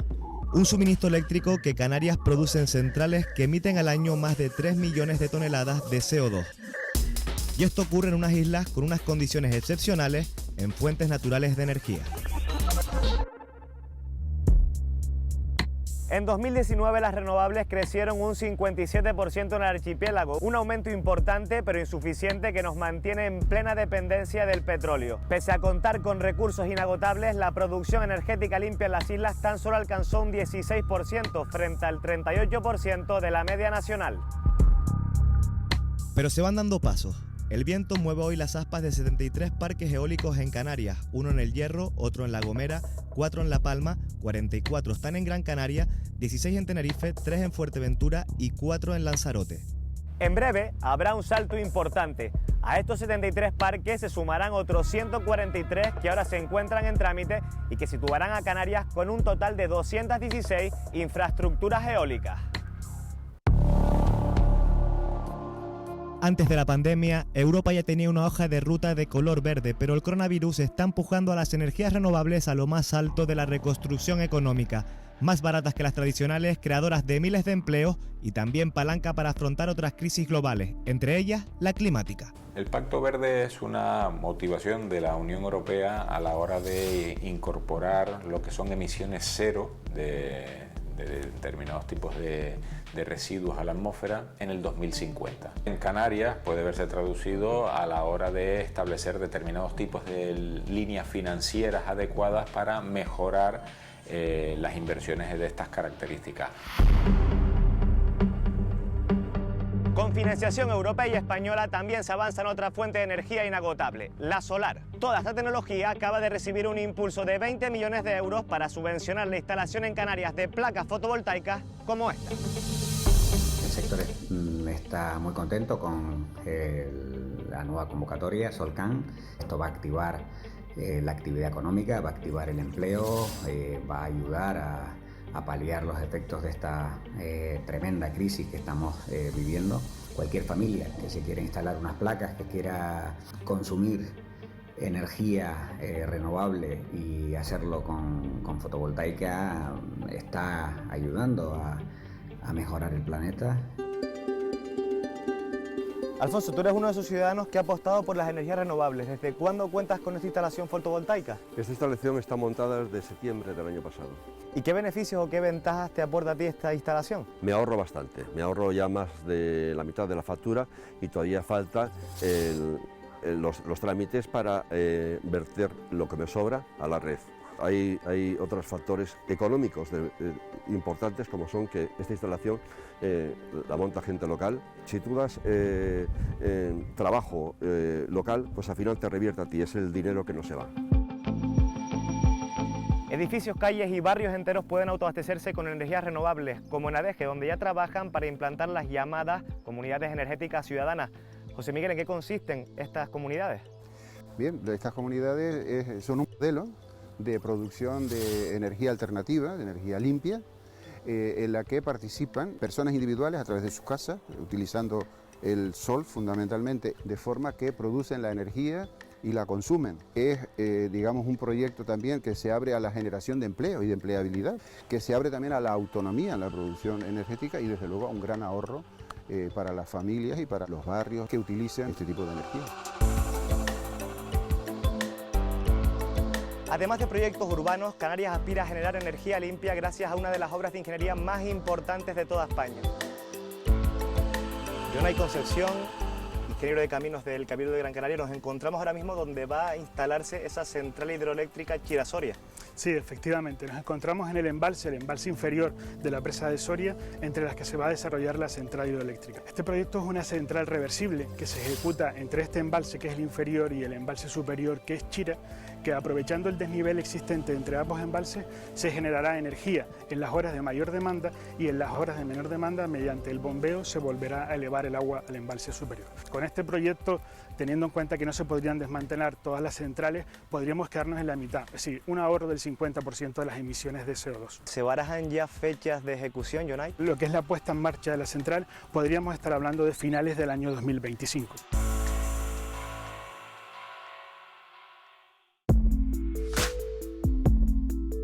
Otras instalaciones ya se han convertido en realidad. Corona del Viento, en la isla del Hierro, es un referente mundial en la integración de energías renovables en sistemas insulares, centros que abren valiosas oportunidades para el desarrollo de una economía verde en Canarias. El archipiélago es una de las regiones del mundo más ricas en energías renovables que existen, ¿no? De hecho, los parques eólicos de mayor potencial del mundo se encuentran en las Islas Canarias. En términos más concretos, las energías renovables en las Islas Canarias se pueden integrar en casi todos sus sectores. Hay dinero europeo, hay necesidad de cambio Y todo esto se basa en la innovación. Así que esa combinación de cosas creo que puede funcionar y que si esto, igual que se está pensando en renovables, piensa en otras muchas cosas, yo creo que Canarias puede tener un futuro más sostenible. La energía es un bien esencial. Hoy proviene mayoritariamente de combustibles fósiles. Genera gases tóxicos que contaminan el aire, el suelo y el agua. Una contaminación que causa más de 4 millones de muertes al año en el mundo. Si no recargamos el planeta, terminará apagándose. Obsoleta, contaminante y cara. No lo decimos nosotros, lo dicen los datos oficiales. Así es la electricidad que consumimos en Canarias. Sin embargo, se abre una gran oportunidad para las islas. Todas las circunstancias son favorables a las condiciones climáticas propias del archipiélago. Se une la cantidad de fondos que están dispuestos a gastar desde la Unión Europea para darle, Lourdes, un revolcón al sistema energético. Vamos a aprovechar esta palanca para la recuperación. Hombre, yo creo que sí, que hay talento en Canarias y además ya se están desarrollando. Hay muchas empresas ya encaminadas hacia esto, en el puerto, o sea, aquí en esto. Pero claro, es que además, digamos que no nos queda más remedio. ¿Por qué lo digo? Porque reindustrializar Canarias es un tema y esto es una forma de reindustrializar con el talento, con la tecnología. ¿Por qué? Porque claro, tenemos el lado de la oferta, estamos arreglando las empresas, los ICOs, ayudando con los ERTE, y sí, preparamos las empresas y preparamos el lado de la oferta. ¿Qué pasa con el lado de la demanda? Si es que prácticamente el 35% de nuestro PIB más depende del sector turístico, y este es el lado de la demanda, y el sector turístico no está. ¿Dónde está? ¿Va a venir? ¿No va a venir? Si nos ponemos en el peor de los casos y no viniera, nuestro Producto Interior Bruto bajaría más de un 35%. Entonces, ¿de qué vamos a vivir? Y entonces, bueno, tenemos que ir a aprovechar esta oportunidad, porque en Canarias puede energías renovables, digitalización, nuevas tecnologías, indudablemente. Sin duda, esta debería ser la carretera que coja Canarias. Otra cosa es que el momento sea propicio. Esta semana se publicó un informe muy interesante preparado por Deloitte y por Endesa. Ha sido criticado que fuese Endesa porque, bueno, es la que ha tenido el monopolio energético los últimos, que yo recuerdo, 40 años, pero posiblemente más, en Canarias. Y al final aquí hay que hablar de números. Entonces, en Canarias hay aproximadamente 600 megavatios instalados. El informe dice que para ser autosostenible tenemos que llegar a 10.000 megavatios, 10 gigas. Aquí hay un tema económico, o sea, hablan de 12.000 millones de inversión. O sea, que es verdad que será una joint venture público-privada, que hay mucho propósito y fondo europeo para llegar a Canarias, pero no sé si antes de las energías renovables tendremos otras cosas del comer de las que ocuparnos. No lo sé, porque sería una pena, porque yo creo que este es el momento de que, igual que la Isla del Hierro es un referente mundial en autosostenibilidad, debería serlo el conjunto de las 7, 8 islas canarias, ¿no? Endesa y Deloitte han cuantificado el ahorro en el gasto energético que tendrían las familias canarias con una penetración 100% de renovable, un 40% en 2030 y un 70% en 2040. Son cifras importantes, Domingo. Sí, son cifras importantes, pero para que nos hagamos una idea de cómo funciona, es que el mundo de la energía es muy complicado y hay un mundo burocrático, político muy complicado. Prevé ese informe aproximadamente que necesitamos construir 250 a 300 megavatios al año desde el 2020 al 2025 y desde el 25 al 2030 450 megavatios al año. Lo último que yo conozco son 180 de diciembre del 2018. Quiero decir, a pesar de que la ley canaria y hay un plan de transformación energética en Canarias quiere impulsar, luego surgen trabas burocráticas. Entonces, aquí hay que haber una conjunción de lo político, de lo financiero, para empujar este tema, ¿no? Y no nos olvidemos de la economía azul, porque se habla de la verde, pero la azul, ¿no? Y además en Canarias que tenemos un potencial, porque ahora las aguas canarias nos pertenecen también, ¿no? O sea, el interior, y ahí hay un potencial también para crear esa industria de la que hablamos. Claro, ¿por qué? Porque tiene un potencial, sobre todo en temas de algas, y hay mucha investigación en ese tema en Canarias. Estáis hablando de un tema que los sanitarios desconocemos, evidentemente, aunque cada vez es más frecuente hablar de economía de la salud. Cuando yo dije lo de la palabra economía de la salud en la universidad hace 30 años, fui especialmente criticado. Economía de la salud. Pues sí, claro que sí. Es que un hospital público también tiene que ser rentable. Claro, es que un hospital público no es que tenga que tener un beneficio, es que no puede tener mortalidad o morbilidad. Por tanto, estáis hablando de cosas muy importantes, pero Domingo yo creo que ha puesto un dedo en la llaga. Es decir, son tantas cosas las que se pueden hacer desde la política, desde las leyes, pero ¿y luego desde la realidad? Sí. Desde la realidad, porque yo he estado en política y claro, son tantas cosas que quieres hacer y que las puedes hacer porque puedes tener los votos necesarios en un momento, pero ¿y después en la realidad? Y sobre todo, algo muy importante, porque todos queremos hacer cosas. Ahora con el coronavirus, todos queremos hacer. Pero ¿dónde está el estudio de prioridades?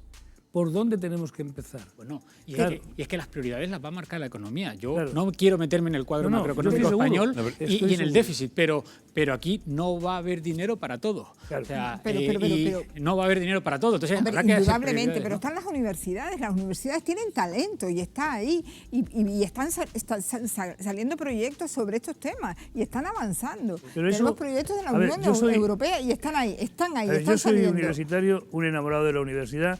Y por supuesto que creo en el talento de la universidad, fomento el trabajo fin de grado, las tesis doctorales, todo esto me parece genial.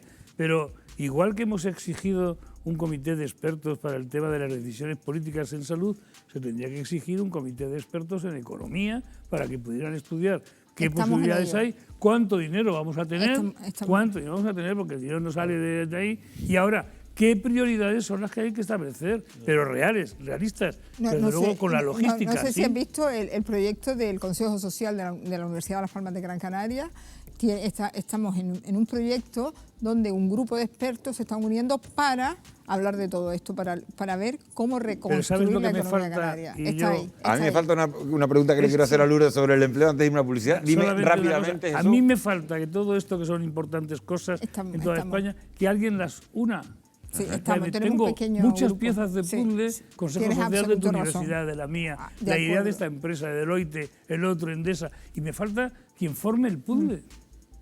Endesa y Deloitte, en ese informe del que estábamos hablando, han asegurado, Lourdes, que el desarrollo de las renovables en este archipiélago supondría generar entre 30.000, es la cifra que lo cuantifican, entre 30.000 y 60.000 empleos, entre directos e indirectos. Eso sería un revulsivo, ¿no? Sí, nos falta una cosa, que ahí tenemos que luchar también, que es la educación y la formación. Canarias tiene un gran problema de formación a nivel básico, ¿no? Entonces, tenemos que forzar. Tenemos 3 pilares. Yo digo, vamos a hablar de 3 pilares. La sanidad fundamental, la educación elemental y luego el empleo, la empleabilidad. Pues luego falta un pacto de Estado. Los 3 pilares para que esto... Un pacto de Estado por la sanidad y un pacto de Estado por la educación. Sí. No puede ser que haya diferencias en sanidad ni en educación en todo el territorio nacional. Claro, sí, no puede ser. Con su permiso vamos a hacer otro pequeño alto en el camino, vamos a hacer un pequeño alto, pero no vamos a abandonar el ámbito económico. A la vuelta de publicidad vamos a ahondar en algo que nos afecta a todos y es pues el bolsillo. Cuando nos tocamos el bolsillo, ¿qué tenemos? Pedro Sánchez anuncia que subirá los impuestos mientras que el gobierno de Canarias asegura que no lo va a hacer. Pero, ¿cómo vamos a pagar la factura de la COVID? También estaremos con otro asunto polémico. ¿Cómo regular el teletrabajo? ¿Deben pagar los empresarios todos los gastos que genera trabajar en casa? ¿Se va a convertir el teletrabajo en un nuevo derecho laboral? Enseguida abordamos todos estos temas. No se vayan.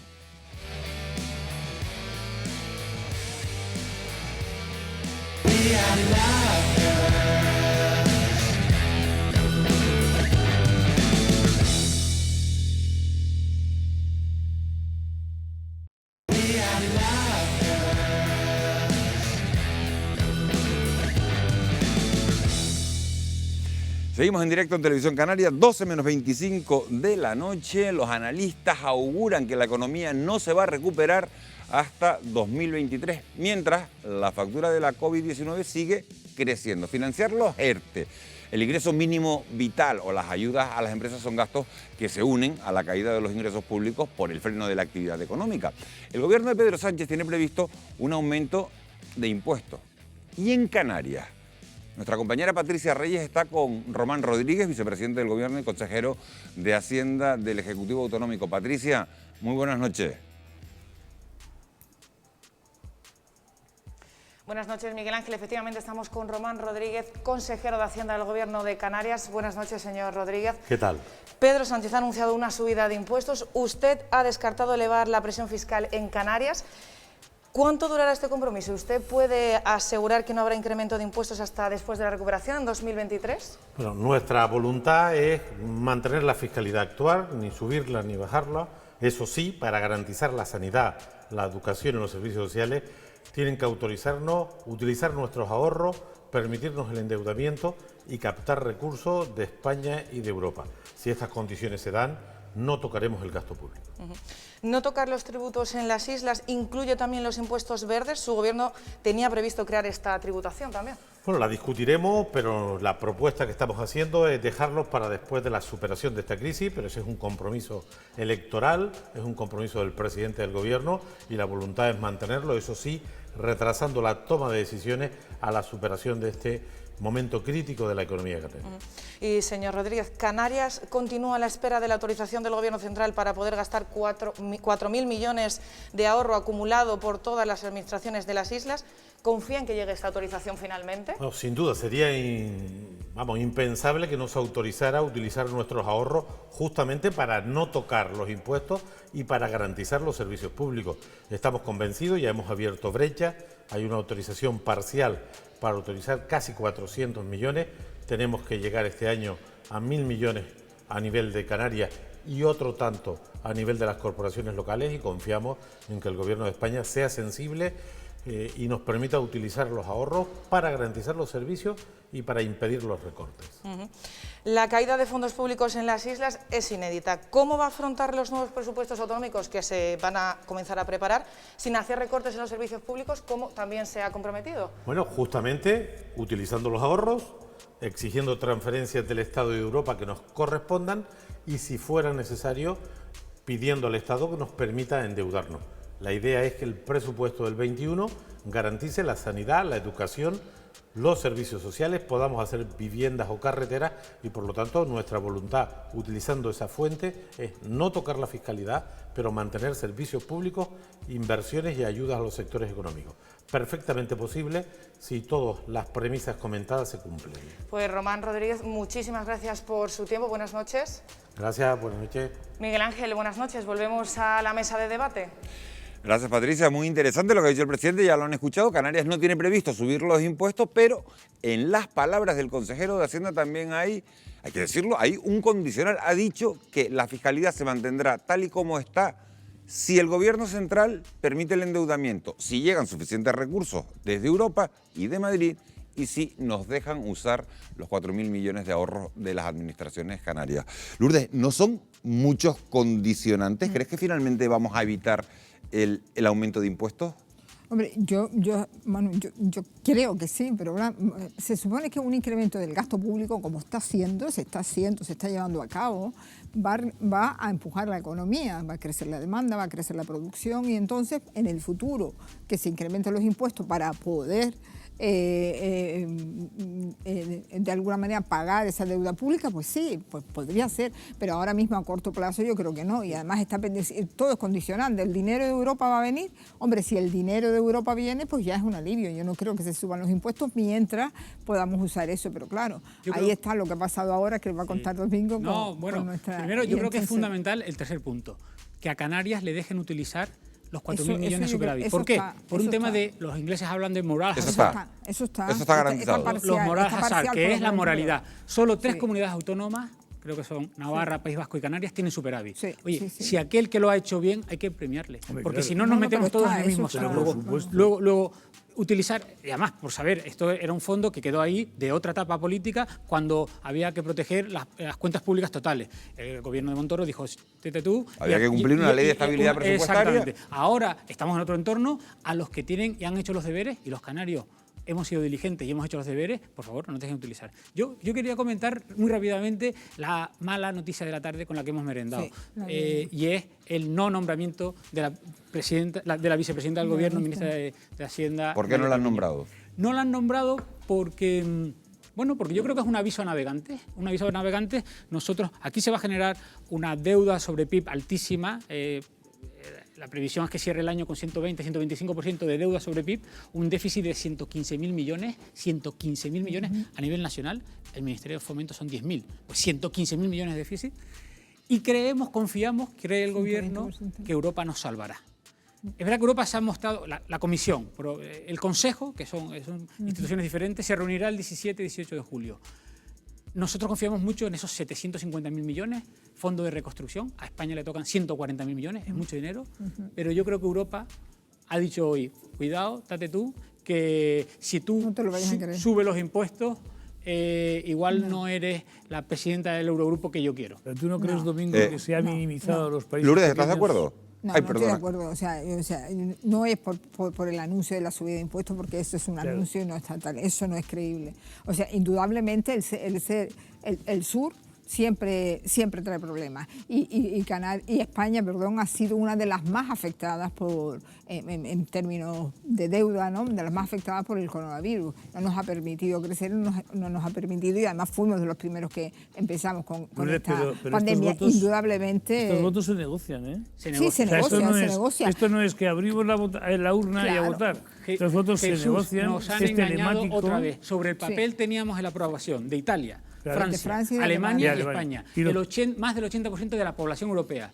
Y sale que no a una supercandidata con formación europea, con contactos en Europa, mujer, hubiese sido la primera mujer que hubiese sido para Europa. Oye, es el sur. Pero dices el 80%, digamos que el peso de los votos no es igual. No, cada ministro vota en secreto. País, aquí había voto, aunque sea más pequeño. Esto es la trampa. Ya se le hicieron a Luis de Guindo y salió el holandés y hemos vuelto a caer en lo mismo, y es que yo creo que nos dicen una cosa a la cara y luego el ministro soberanamente, como no se sabe lo que vota que no. Y ha salido el irlandés, que Irlanda, no sé si es ejemplo de muchas cosas, además de ser un país pequeño, es ejemplo de tener una fiscalidad extremadamente baja para las sociedades, y muchas sociedades a nivel multinacional van a domiciliarse ahí para pagar el 12% de tipo de interés en impuestos a sociedades. Quiero decir, que Irlanda creo que no es muy ejemplo de muchas cosas, y han nombrado al ministro de Finanzas presidente del Eurogrupo. Pero que sí existe una insolidaridad tremenda de Europa con España en este aspecto. Ahora, a mí lo que me asusta es lo que acaba de decir, lo que nos debería asustar a todos, si es verdad que es una visa navegante, como acaba de decir Domingo. Estamos todavía ¿Lo crees o no lo crees? Yo no lo creo. ¿Y llegarán esos 140.000 millones? Hombre, yo creo que sí. Que llegarán esos 140.000 millones independientemente de quién... ¿Pero quién tiene más poder en Hombre, Europa? tenemos menos probabilidad, indudablemente. ¿Quién tiene más poder en Europa? ¿Los países grandes o los países pequeños, que son los que han votado en contra de la candidatura? Claro, es que cada país. ¿Los votos de Eurovisión se negocian o no se negocian? Los pequeños se pueden comprar, igual que se compra la tasa de carbono, igual que se compra la contaminación. ¿No tiene Estados Unidos y China comprada la contaminación de los países que no tienen contaminación? Sin duda. Es que esto la propia Organización Mundial de la Salud. Yo creo que esto es una tarjeta amarilla. Sobrevive como sobrevive, lógicamente. Bueno, yo creo que esto es una tarjeta amarilla. O sea, Alemania baja impuestos, Italia baja impuestos. Hoy nos desayunamos diciendo Boris Johnson que baja el IVA del 16 al 5%, que va a regalar el 50% de las consumiciones en bares durante el mes de agosto, que va a quitar el impuesto a la compra de viviendas, bajada de impuestos, bajada de impuestos, bajada de impuestos, y nosotros oímos que nos suben los impuestos. Pero el esfuerzo que ha hecho España, el gasto público en el que se ha metido España, o sea, no es comparable. Es que tenemos que verlo. O sea, comparamos lo malo, pero comparemos lo bueno. Es sostenible porque es parte de Europa. España tiene una deuda de 1 billón, por encima de 1 billón. Pagamos 120%. Un 2%, menos de un 2%. Pagamos un 2% porque el Banco Central Europeo compra deuda europea. Si no, pagaríamos un 5 o un 6% porque ya pasó eso. Exactamente. La parte buena es que somos europeos. ¿Tú crees que se van a subir los impuestos? Lo ha dicho el presidente del gobierno. Bueno, el presidente del gobierno. O sea, no queda más remedio. Estamos hablando de un gobierno. ¿Qué impuestos van a subir? Perdona, yo estoy hablando de un gobierno que desde que antes de que empezara el coronavirus, globos sonda, hemos encontrado un montón de ellos. Van a subir. El impuesto indirecto va a subir. El IVA va a subir, entre otras cosas, porque lo ha dicho el Banco de España. El IVA puede subir porque además tenemos la media más baja de Europa. Y además ¿Lo tienes claro? ¿Tú tienes claro que Pedro Sánchez va a cumplir su anuncio de subir los impuestos? ¿Tú no lo tienes claro? Ni yo tampoco. ¿Y tú, Lourdes? No a corto plazo. A corto plazo yo creo que bueno, como estas son hipótesis, vamos a esperar a ver lo que dice el presidente del gobierno. ¿Qué ha dicho? Imparcial. Bueno, eso no vale. No se moja. Hay que mojarse. Yo creo que a corto plazo no se moja. Bueno, vamos a hablar de otro asunto. Vamos a decir que si la Comunidad Europea mete mano, puede que sí, que no se suba. Me pongo con el compañero.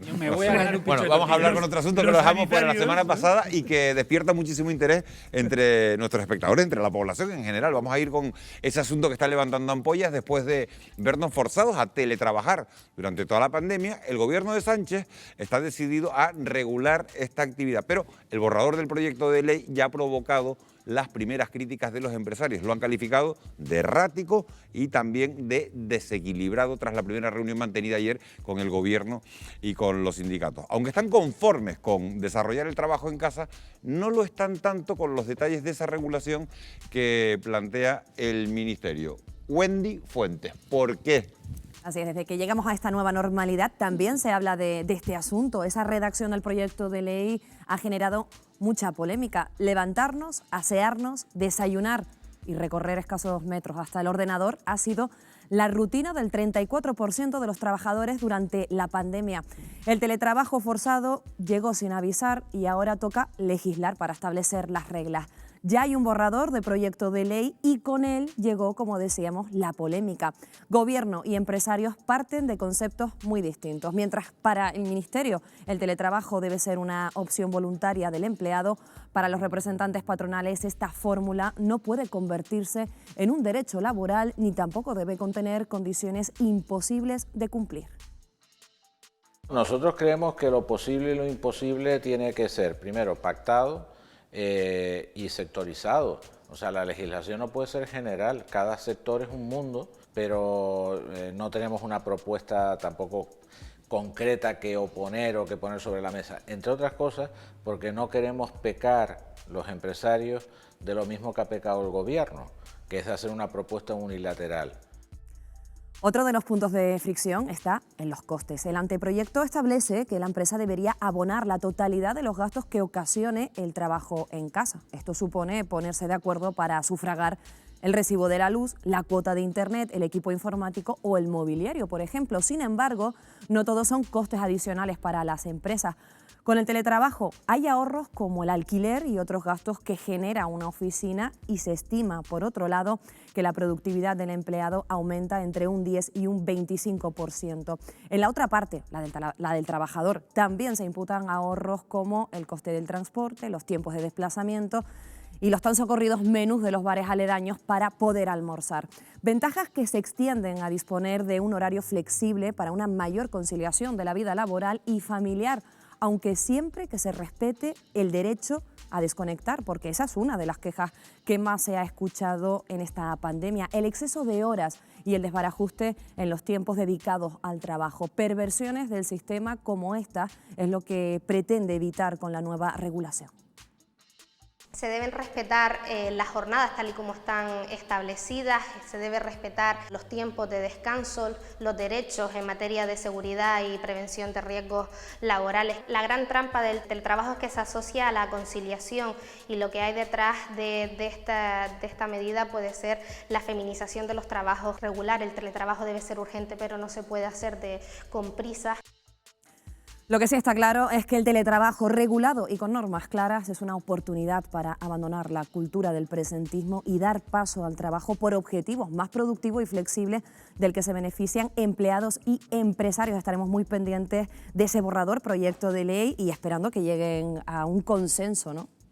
No es un tema fácil de resolver. Gracias, Wendy, por todos esos datos. Lourdes, mirabas y decías, no es fácil de resolver. Normas claras para abordar el teletrabajo, claro, pero los empresarios critican que eso no puede convertirse en un nuevo derecho laboral. ¿Estás de acuerdo? Completamente de acuerdo. Vamos a ver, esto tiene que estar pactado, evidentemente, y además nosotros nos falta tiempo, es decir, tenemos que cambiar la modalidad de trabajo, es decir, tenemos que trabajar por objetivos. O sea, no es que trabaje yo de 8 a 3 se me acabó. Trabajar por objetivos. ¿Qué haces tú en casa? Oye, que un día estás 10 horas, pero al día siguiente puedes estar 4, pero llegas a un objetivo y cumple. Hay ejemplos en Europa que se están haciendo a diario. Además, en la administración pública, en el Reino Unido ¿Se puede controlar en la administración pública el teletrabajo? En la administración pública en el Reino Unido no hay ningún problema. Tú vas a trabajar y tú tienes tu objetivo. Oye, mira, que hoy llegue a las 10, me voy a las 5, o no me voy, o me voy antes. Tú sabes lo que tienes que hacer y nadie se le ocurre pensar, no, mira, que chacho, y no le dijiste que te iba. No hace falta. O sea, está claro. Es decir, y esa mentalización es la que nos falta a nosotros. Nosotros en la universidad, en general, tenemos teletrabajo. O sea, los trabajos, el tema de investigación, puedes trabajar en casa y puedes trabajar en la universidad y estás hasta las 5 de la mañana un día y otro día estás a las 2. No hay un horario y tenemos ya la costumbre. Pero indudablemente tiene que estar pactado pactado, no puede ser un deseo, y además el tema de la conciliación crea problemas porque las mujeres nos toca encima. Yo tengo casos ahora de compañeras que, claro, el niño pequeño encima y tiene que trabajar y terminar un proyecto. Ahora hablamos de la conciliación. Domingo quiere intervenir. Es el típico tema win-win. O sea, aquí puede ganar la empresa y puede ganar el trabajador, sin duda. Hombre, vamos a no partir, como siempre, de la presunción de culpabilidad de la empresa, que se va a aprovechar. No, aquí se pueden ahorrar muchos tiempos de traslado, de desplazamiento, y que aquí puede ganar la empresa y puede ganar el trabajador por flexibilidad. Lo que no me gusta, y lo que el anteproyecto de ley que ha metido como luego sonda el Gobierno, es el dirigismo. Y como tú decías, aquí yo lo tengo por aquí anotado, desequilibrada, errática y desincentivadora. Oiga, vamos a pactar un poco, nos vamos a echar, las empresas no son culpables por definición. Vamos a pactar y vamos a que, como decía José Carlos, vamos a flexibilizar, porque aquí tenemos mucho espacio para ganar la empresa y el trabajador, yo creo que sí. Pero no hay tiempo tampoco. Es decir, estamos hablando en clave coronavirus, ¿no? Estamos hablando que si hubiera un rebrote, si hubiera una nueva explosión abultada en invierno, pues tenemos que tener los deberes hechos ya, porque ya llevan 10 años advirtiéndonos de que teníamos que teletrabajar. Esto no es nuevo, esto lleva 10 años. Lo que pasa es que se ha acelerado tremendamente. Entonces, si hay un parón económico, ahora que están los economistas aquí, si hay un parón económico y ya estamos metidos dentro del teletrabajo, el parón no será tanto. Igual que estábamos hablando de que va a haber inspecciones de trabajo ahora y van a sancionar porque los compañeros están en el trabajo, van a ver que estén distanciados unos de otros, que haya higiene de manos, que haya distancia, que haya mascarillas. Y dice, ¿es un afán recaudatorio? No, es que cada uno está tomando su papel para hacer los deberes por si ocurre un rebrote. El pacto, o sea, tiene que estar pactado, indudablemente. Es indudable. Entonces ahí legislar en caliente es muy complicado. Ese anteproyecto de ley dejaba claro que las empresas tienen que asumir los gastos que genera el trabajador al producir en su casa. Estoy hablando de la luz, estoy hablando de internet, estoy hablando del equipamiento informático, pero también los empleados, es verdad, que ahorran costes. Desplazamiento, por ejemplo, o comida fuera de casa, todo eso se ahorra. ¿Cómo se llega a un punto intermedio? Pero tendrá que cumplirse un horario, ¿no? Sí, pero yo digo que cómo se llega a un punto intermedio para el reparto de los gastos, Jesús. Lo que le oigo a ella y lo oigo muchísimas mujeres. Teletrabajo no es llevarte el trabajo a casa y estar con los niños y el trabajo. Eso no es teletrabajo. Eso no es teletrabajo. Eso es llevarte el trabajo a casa. Que es lo que hemos hecho toda la vida todos. Esto es lo que hemos hecho cuando te has llevado los apuntes de tu tesis doctoral y has mandado un correo al compañero. Lourdes, eso sería una trampa, ¿no? Para las mujeres, sobre todo, que lo estabas diciendo antes. Absolutamente, una vez que con los niños pequeños en casa no puede. De hecho, muchos no han querido teletrabajar. A ver, aquí en su país no estamos preparados con la cultura del teletrabajo, porque además si metemos en el trabajo la enseñanza online, nuestras universidades no están preparadas para la enseñanza online. Todavía. Ojo, todo no puede ser teletrabajo. Claro, aquí hay un punto, como decías tú antes, Iván, somos un ser social, hay un punto de creatividad que surge en los equipos de las empresas, por las cuales las empresas no confían el 100% en el teletrabajo. Desde luego, técnicamente ya casi muchos de los trabajos en nuestra sociedad se pueden hacer desde un portátil, desde un PC, pero perdiendo el conjunto de creatividad social, de esa interrelación, de ese brainstorming, se pierde mucho, y los directivos de las empresas no queremos que... O sea, una cosa es que tú puedas considerar el teletrabajo o flexibilizar el trabajo un viernes, un lunes, pero yo quiero que el equipo esté reunido, que hable porque surgen ideas. Pero eso ya está, es una combinación, es decir, no es todos los 5 días en tu casa. Pero claro, abundando en lo que él decía, estamos en época de coronavirus. En esa época de coronavirus quizás sí que tenga que estar todos los días en tu casa y se pierda eso, pero por un motivo externo. Ahora, hablando solo de teletrabajo en circunstancias donde no tengamos estos problemas, evidentemente que tiene que ser combinado y pactado. Es un tema sanitario, pero yo quisiera hablar de las empresas que conozco. Lo que tengas que decir, dilo, porque nos quedan 30 segundos casi de programa. Le he prometido a Jesús que le iba a dejar hacer una reflexión final, así que... Teletrabajando intensamente solo en casa, para aquellas personas que viven solas, nuestra experiencia personal es que se sufre mucho, los directivos sufren mucho estando solos en casa. Pero claro que sí. Pero perdonadme, muy brevemente, habréis de teletrabajo, empezaremos a hablar de telemedicina. Y podremos hacer un programa de telemedicina. La medicina va a ser la gran beneficiada de todo esto porque hemos demostrado que podemos ver un dermatólogo, un médico, hasta cierto punto, porque a los pacientes hay que verles, ¿eh? O sea, esto de llamar por teléfono y tratar por teléfono, no. Y solamente confío en que el Gobierno central autonómico ponga en marcha las unidades funcionales del COVID, no del post-COVID.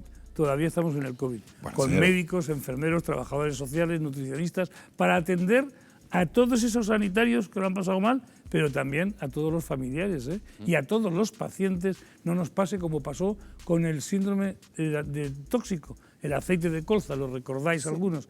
Ya nos olvidamos. Yo todavía sigo atendiendo pacientes con esa enfermedad, y con la COVID va a pasar lo mismo. Por eso hace falta potenciar eso para ahorrar dinero.